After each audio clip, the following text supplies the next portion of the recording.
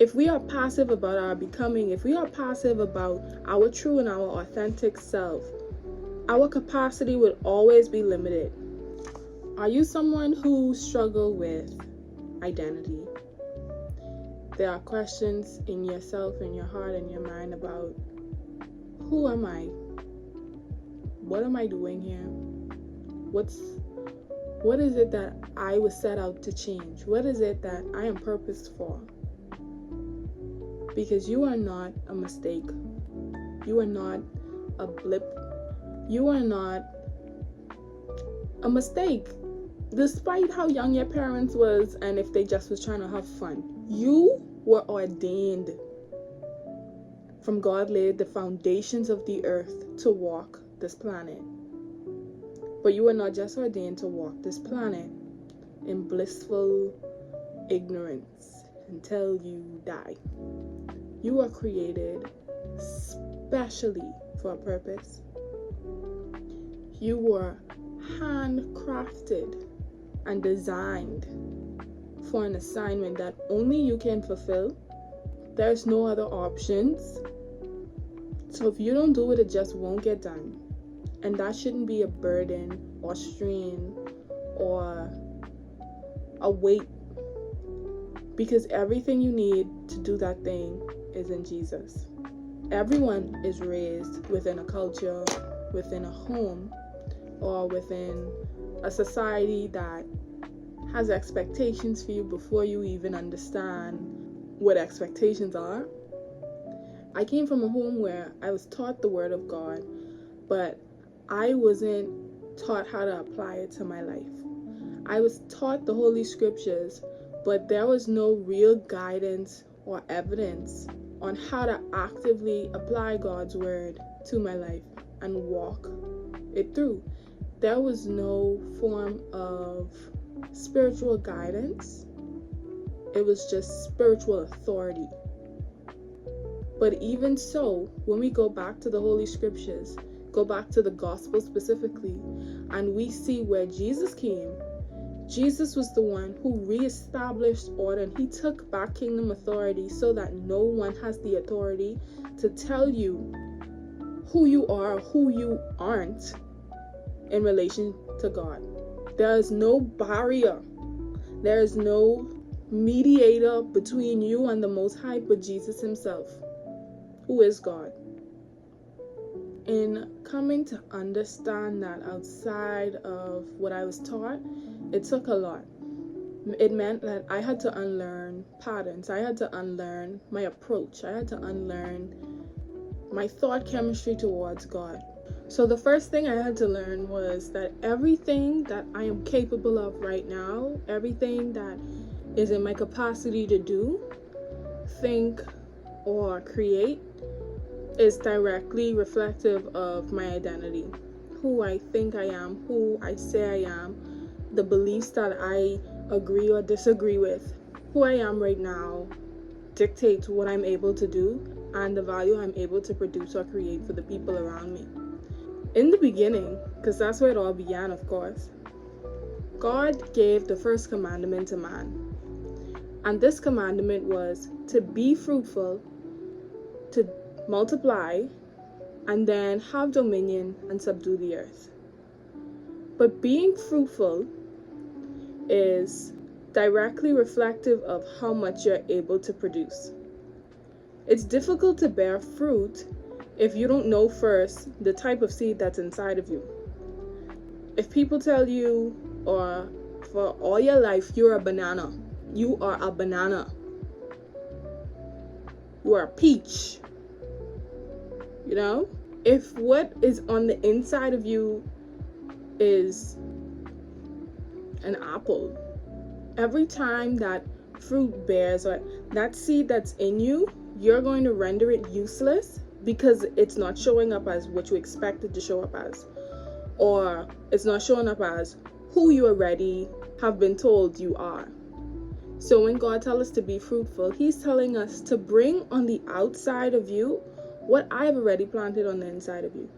Each one of us have creative gifts and abilities and traits and characteristics that only us bear.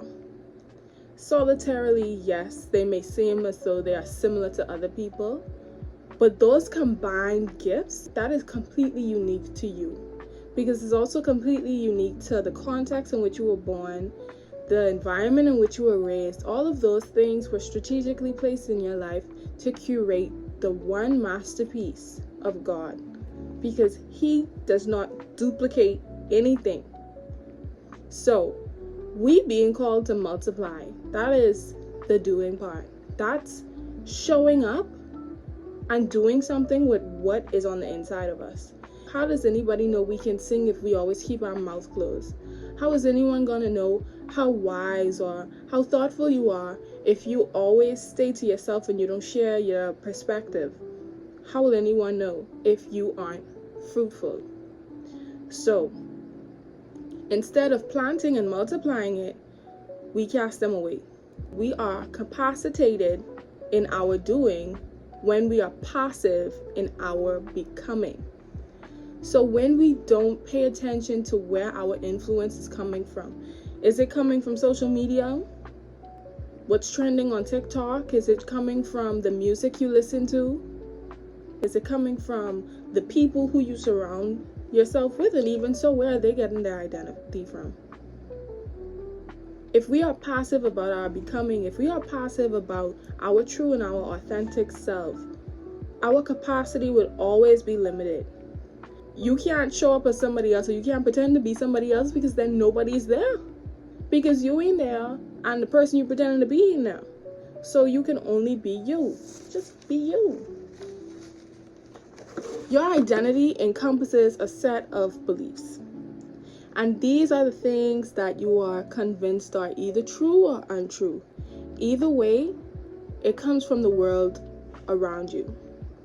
So these beliefs can come from experiences, your perception of these experiences, or may have been passed down to you from your parents, your grandparents, your guardians, your teachers, even your mentors. These things can be passed down to you, and if you are, again, passive about your becoming and you don't account for what is influencing your decisions, what is influencing your beliefs, then you will be a summation of other people's perspectives and not you. Your beliefs guide your priorities, and they are a framework for your thoughts. What you believe dictates what you prioritize. If you believe that the only way to success is to hustle and to grind and to show up to work and to punch in on that clock, nothing else is going to be within your priorities to make you more successful but showing up to work. There will be no other initiative, there will be no other incentive for you if that's your prime belief, if you're convinced that that's the only way to get where you want to go. So our beliefs dictate our priorities, and they are a framework for how we think. So how we think is dictated by the things that we trust in. And the things that we trust in, if we don't take account for them, if we don't take inventory of our thoughts, they could creep in and plant poisonous seeds that send us on a mission to nowhere. So how are you thinking? What are your thoughts towards yourself? Do you see yourself as just a doormat for other people? Do you see yourself as the person who overextends and doesn't pour into themselves? How do you think about yourself? What do you think you deserve? Do you think you are undeserving of love? Do you think you are undeserving of a happiness because of what has been told to you, or what you believe you deserve based off of what you've done, or the regret that you carry, or the guilt that you carry? All of these things accumulate in us, and they pour into our identity. So if we do not take account for it, we will be burdened with depression, burdened with anxiety, burdened with worries and thoughts that aren't even ours to begin with. Every piece of information you receive is first filtered out by what you already believe. Everything that is new, every new piece of information you receive, you will filter out based on those pre-existing beliefs. So if someone comes to you and show you that there is a way to make money outside of clocking in 9 to 5, that's automatically going to be filtered out by my daddy did it, my mommy did it, my Grammy did it, my uncle did it. So your immediate thought towards this is gonna be, this is a scam. Even if someone proves it to be true, your thought is, this is not for me, that's not for me, that's not who I am.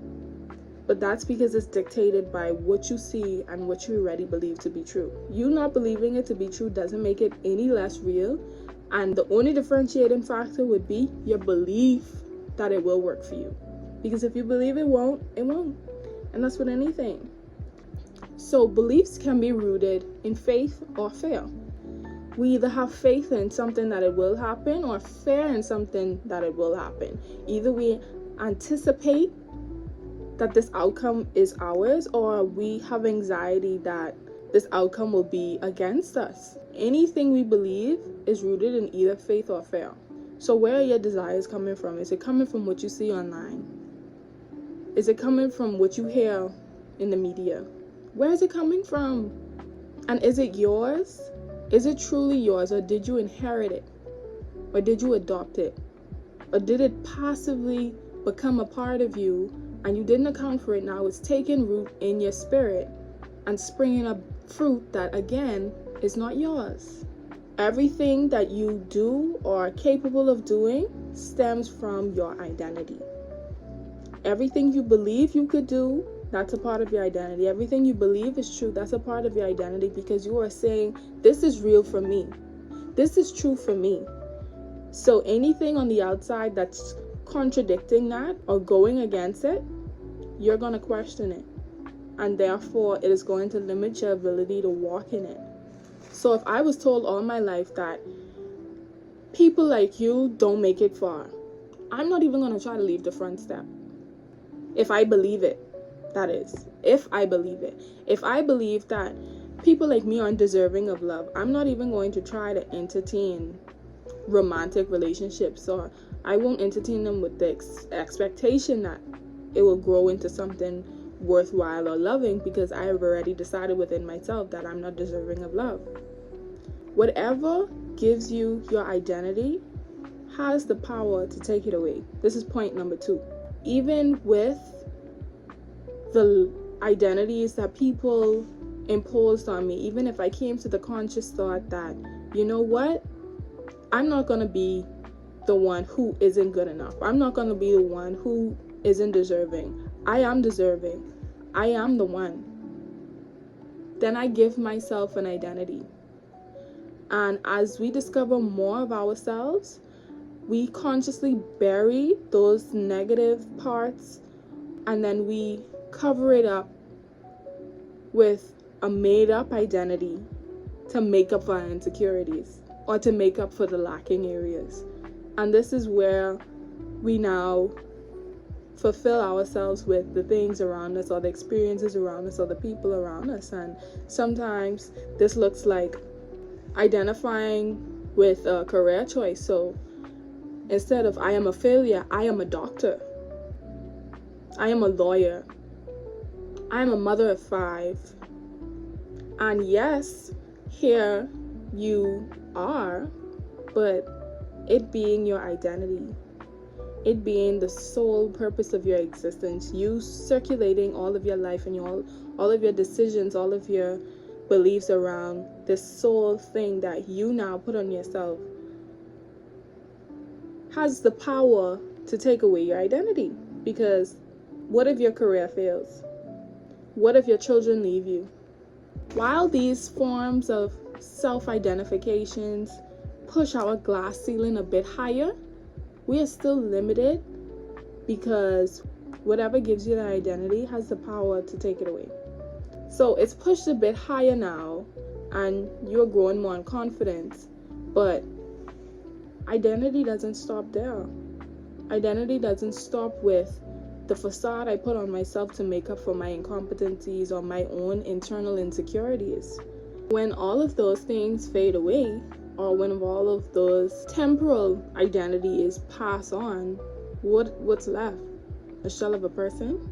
We are extremely constrained in this realm of existence to be able to have the full perspective or conception of our real and our true identity. And the only one that can give us a look into our true selves is Jesus himself. John 15:4 says, "Abide in me, and I in you, as the branch cannot bear fruit of itself unless it abides in the vine. Neither can you bear fruit of yourself unless you abide in me." He said it best. He always do. We can't bear fruit if we don't know what our seed is, if we don't know our identity. And our identity in this parable, or this analogy that Jesus used to describe himself, saying that I am the true vine, he is saying that your identity is in me. Your identity stems from me. And only I can speak, I that is Jesus, to who you really and truly are. And he says explicitly that our identity, and therefore our capacity, is in him. Because only him knows our true name, our true purpose, and our true authority. And this brings me to point 3 that I had to learn. That there is true power, there is true freedom in knowing and believing in your true and authentic self. This isn't the self that is a summation of your experiences. And this isn't the self that you impose on yourself to make up for your insecurities or your lack. This is the self that you don't even have to try. This is the self that exists without effort. You just show up. And as you show up continually, and as you allow him to continually show you who you are, is revealed. So for me, growing up, I was a good student. I got good grades. I was very active. Also, I wasn't just a bookworm. I loved singing. I loved poetry. I loved dancing. I was just all around just doing, So for me, it was difficult to find a static description of who I was or who I wanted to be.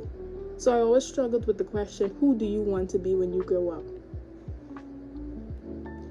I remember one time my pastor reminded me, my Instagram post also reminded me that one of my answers was, I want to be whoever God says I am. I was like 11, 12.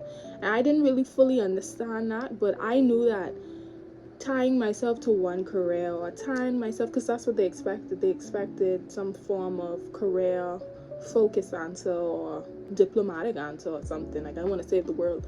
I can't do that. Jesus already did that.